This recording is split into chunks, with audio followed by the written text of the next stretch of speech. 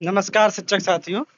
पर्यावरण अध्ययन से संबंधित सीरीज चल रही थी। ठीक है, 1000 प्रश्नों की सीरीज है और लगातार हर वीडियो में लगभग 50 60 या किसी में 40, ठीक है, जिसमें जितने होते हैं उतने डिस्कस करते हैं। ठीक है, तो उसी क्रम में अगला वीडियो है आज का। ठीक है, जिसमें फिर 40 से 50 प्रश्न डिस्कस करेंगे। ठीक है, तो लगातार वीडियो आ रहे हैं। ठीक है, और पर्यावरण से संबंधित कुछ टॉपिक रह गए हैं, उन पे हम फोकस करेंगे। ठीक है, अभी डिस्कस किया जाएगा। हिंदी के भी लगातार वीडियो आपको मिल रहे हैं, आपका रिस्पांस भी बहुत अच्छा मिल रहा है। ठीक है, तो कोशिश करेंगे कि बहुत जल्द सब कुछ समाप्त करें। ठीक है, तो पहला प्रश्न है, किसके नेतृत्व में चिपको आंदोलन को बल मिला? कई बार ये प्रश्न घुमा फिरा के कई तरीके से आता है। बल मिला, संस्थापक कौन थे? इसमें सिर्फ एक नाम याद रखना, सुंदरलाल बहुगुणा जी। ठीक है, अल बरूनी जिस देश से आया उसका नाम था उज्बेकिस्तान।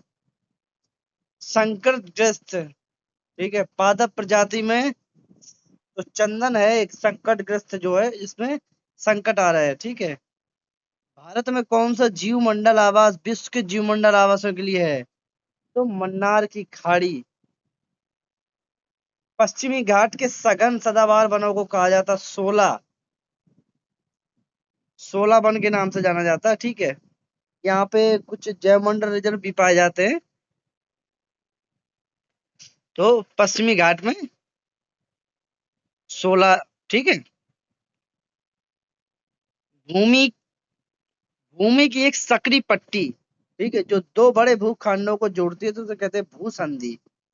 ठीक है, भारत में वनस्पति एवं जंतु में सर्वाधिक विविधता पाई जाती है तो पश्चिमी घाट में। देखो, ये क्वेश्चन दो तरीके से आता है। एक तो आता है विश्व में। ठीक है, जब भी विश्व में पूछा जाएगा या पृथ्वी में पूछा जाएगा तो ये पृथ्वी का नक्शा, ये भूमध्य रेखा है, तो इसके ऊपर नीचे ये जो इलाका है, ठीक है, यहाँ सबसे जैव विविधता सबसे अधिक मात्रा में पाई जाती है।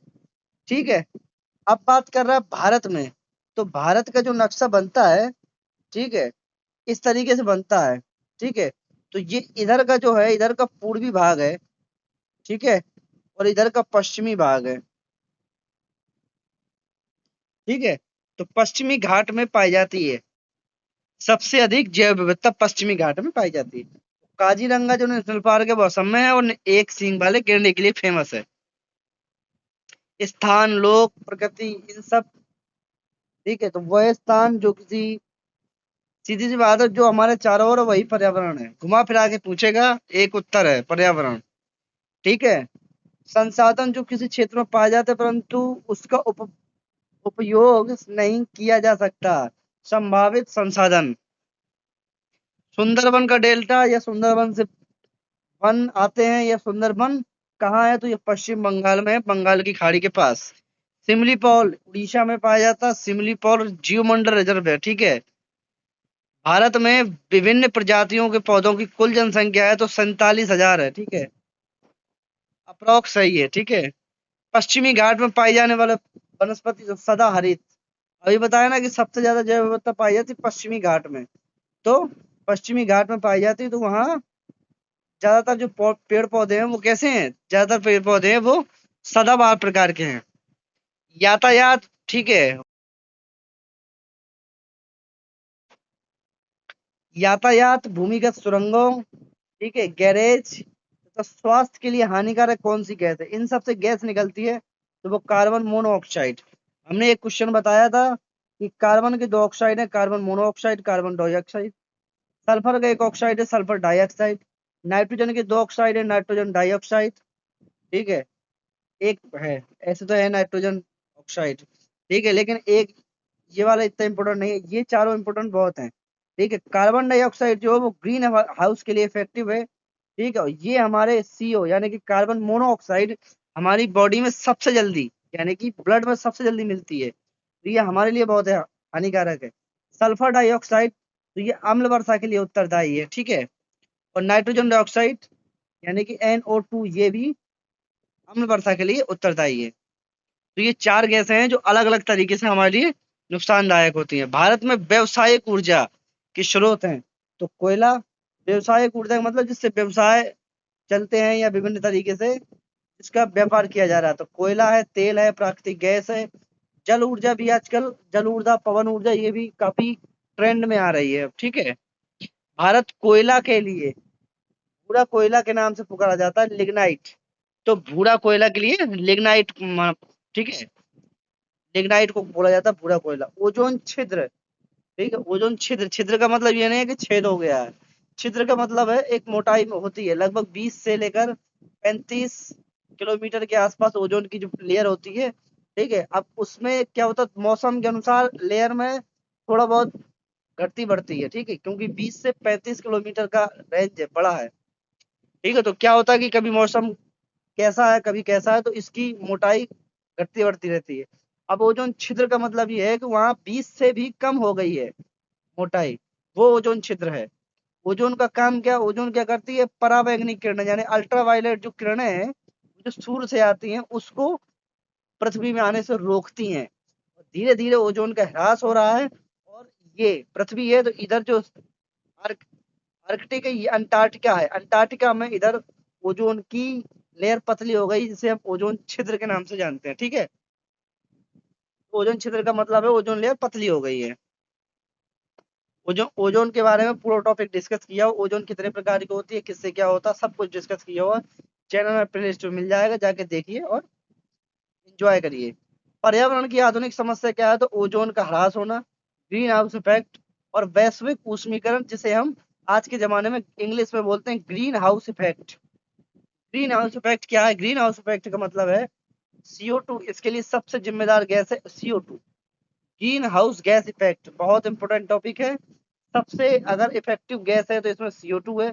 CO2 क्या है कि वातावरण में क्या है ना, है तो ये पॉइंट, यानी कि 1% से भी कम, यानी कि पॉइंट पे है। ठीक है, लेकिन ये क्या हो रही है कि धीरे धीरे बढ़ रही है। तो ये क्या करती है, ये सूर्य से जो प्रकाश आता तो है, यानी कि जैसे ये पृथ्वी है, सूर्य से प्रकाश आया, ये इधर लेयर बनी हुई है। ठीक है, प्रकाश आया, आने दिया, अब वापस क्या होता है कि कुछ एनर्जी वापस जाना चाहती है। ठीक है, जिसे हम कहते हैं उत्सर्जित होती है, वापस जाती है।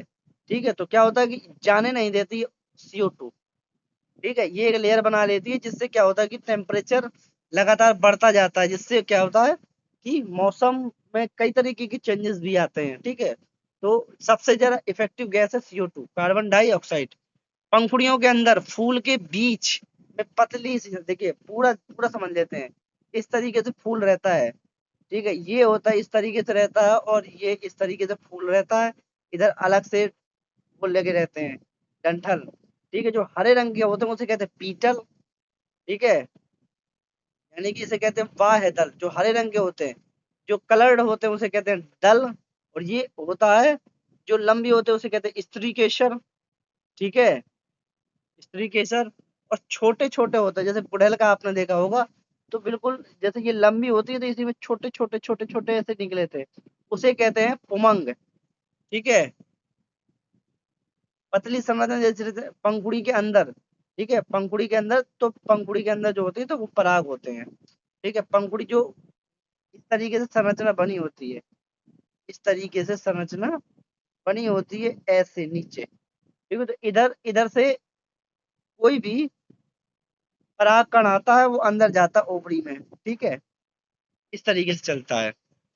विश्व का एक, विश्व का वह भाग जहाँ मानव अधिक अधिवास स्थायी है, एक्यूमेन। इसको वह भाग जहाँ मानव अधिवास स्थायी है। पता नहीं है क्या, कौन सा क्वेश्चन आ गया। सर्वाधिक, सर्वप्रथम पारिस्थितिकी स्तूप की पर, तो ये दोबारा क्वेश्चन आया है, चार्ल्स एल्टन ने दी हुई थी। भारत में पारिस्थितिकी असंतुलन। ठीक है, भारत में जो क्या पारिस्थितिकी असंतुलन का मतलब है कि जो इकोसिस्टम है उसमें काफी हद तक बदलाव आ रहे हैं। उसका मुख्य उद्देश्य है वनों की कटाई। ठीक है, समुद्री वातावरण में मुख्य उत्पादक होते हैं तो फाइटोप्लैंक्टन होते हैं। फाइटोप्लैंक्टन एक प्रकार के शैवाल होते हैं। परितंत्र में ऊर्जा का पिरामिड बनता है, ये हमेशा सीधा बनता है, यानी कि पिरामिड 3 प्रकार के होते हैं। इसका भी वीडियो बना दिया, जाके चैनल में पड़ा हुआ है, जाके देखिए, एंजॉय करिए। एक होता है जीव भार का पिरामिड, एक होता है जीव संख्या का पिरामिड, एक होता है ऊर्जा का पिरामिड। ये दोनों उल्टे सीधे किसी भी तरह के बन सकते हैं, डिपेंड करता है किस जगह का पिरामिड है। लेकिन ऊर्जा का पिरामिड ऑलरेडी हमेशा हमेशा के लिए फिक्स है, सीधा बनता है। उसका रीजन है लिंडेमान जी का 10% का नियम। यानी कि जो सबसे नीचे की, ठीक है, जो सबसे नीचे जो होता है वो 100% ऊर्जा कंज्यूम करता है, लेकिन उससे जो दूसरे स्तर का होता है उससे केवल 10% की ऊर्जा ले पाता है। इसी प्रकार हर स्टेप में 10-10% की ऊर्जा जाती है। इसीलिए नीचे का जो पिरामिड है तो वो बड़ा बनता है, ऊपर का टॉप का छोटा बनता है, इसीलिए हमेशा सीधा बनता है। ठीक है, शॉर्ट में एकदम बता दिया है। पारिस्थितिकी जीवों तथा पर्यावरण के मध्य, ठीक है, ये कथन दिया हुआ है पीडी शर्मा ने। ठीक है, इसको एक पढ़ लीजिएगा क्योंकि ये कथन है, भारतीय विद्वान है। विज्ञान की वह शाखा जिसमें पादप, पादप मतलब प्लांट, प्राणियों एवं वातावरण के संबंध को दर्शाती है, तो पारिस्थितिकी है। इंग्लिश में कहते हैं इकोलॉजी, कई बार इंग्लिश में भी आता है इकोलॉजी। ठीक है, पारिस्थितिकी पिरामिड कितने प्रकार के, तो अभी बताया 3 प्रकार के होते हैं। ठीक है, पृथ्वी की आकृति के संबंध में पारिस्थितिकी कारकों को कहते हैं। पृथ्वी की आकृति से संबंधित पारिस्थितिकी, देखो यहाँ पे 3-4 विकल्प दिए हो। ये क्वेश्चन क्या है कि 3-4 विकल्प आए होंगे, उसमें से पूछा होगा कि अजैविक कारक कौन सा है, तो मृदी है, मृदा है। ठीक है, सबसे स्थायी पारिस्थितिकी तंत्र तो समुद्र का है क्योंकि बहुत बड़ा होता है। ठीक है, एक मनुष्य के जीवन को पूर्ण रूप से धारणीय करने के लिए आवश्यक न्यूनतम भूमि, तो पारिस्थितिकी पद छाप, हिंदी में दिया और टोटल पता नहीं क्या दिया हुआ है। एक भौगोलिक क्षेत्र में पारिस्थितिकी तंत्रों को एक भौगोलिक क्षेत्र से, ठीक है, बड़ी यूनिट जैवमंडल। अब देखिए समझिए, इतने बड़े क्वेश्चन का जैवमंडल का मतलब होता है कि जैवमंडल का मतलब होता है ऐसा क्षेत्र जहाँ पे छोटे छोटे बहुत सारे इकोसिस्टम है। इकोसिस्टम का मतलब होता है खाद्य जाल। ठीक है, इकोसिस्टम में क्या होता है, खाद्य जाल, एक एक सिस्टम फिक्स है। जैसे हिरन ने घास खाई, ठीक है, अब हिरन को शेर खाया, ये एकदम फिक्स है। अब क्या होता है कि बड़ा जो जैवमंडल रिजर्व होता है उसमें क्या होता है कि अब हिरन अकेली नहीं होती, बहुत से शाकाहारी जीव होते हैं, तो शेर किसी को भी खा सकता है। और घास के मामले में बहुत सारी घास होती है, तरह तरह के पेड़ होते हैं, तरह तरह के, तो इस तरीके से क्या होता है कि बड़ा एक, बहुत सा बड़ा एक प्रकार का खाद्य जाल बन जाता है। क्या बन जाता है, खाद्य जाल बन जाता है। इसे जैवमंडल के अंतर्गत आते हैं। 3-4 विकल्प दिए होंगे, इसीलिए इसमें जैवमंडल आ गया उत्तर। ठीक है, प्रकाश संश्लेषण के दौरान, ठीक है, सुग्राही कारक के रूप में कार्य करता था क्लोरोफिल या पर्णहरित, इंग्लिश में भी है, ये हिंदी में लिखा हुआ है, इंग्लिश में लिखा हुआ है। पारिस्थितिकी तंत्र में उच्चतम पोषण स्तर पर होते हैं, तो सर्वाहारी। पौधों के किस भाग द्वारा प्रकाश संश्लेषण की क्रिया होती है, तो ये सबको पता है, पत्तियों में होती है। अब एक चीज और बता दें, देखिए पौधों से जब भोजन बनता है, ठीक है, तो फिलोयम, फिलोयम, ये शब्द याद रखिएगा।